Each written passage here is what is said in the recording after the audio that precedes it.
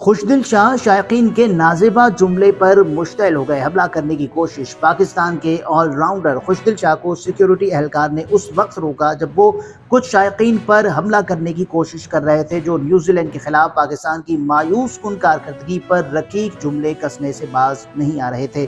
اس پل کا ایک منظر سوشل میڈیا پر شیئر ہوا جو دیکھتے دیکھتے وائرل ہو گیا۔ یہ ذکر بھی ضروری ہے کہ 5 میچز کی T20 سیریز میں خوشدل شاہ نے 4 میچز کھیلے تھے جن کی 4 اننگز میں انہوں نے محض 40 رنز بنائے، جبکہ بولنگ میں 5 اوورز میں 46 رنز کے عوض 1 وکٹ حاصل کی۔ واضح ہے کہ خوشدل شاہ آج کے میچ سمیت پہلے دونوں میچز کے لیے پلینگ 11 میں شامل نہیں تھے۔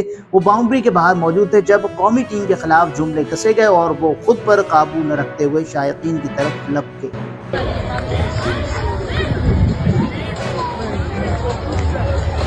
It's more to come, but do stay up to date with all things. Black Caps on social media follow the team as they tour around the world until they return in New Zealand.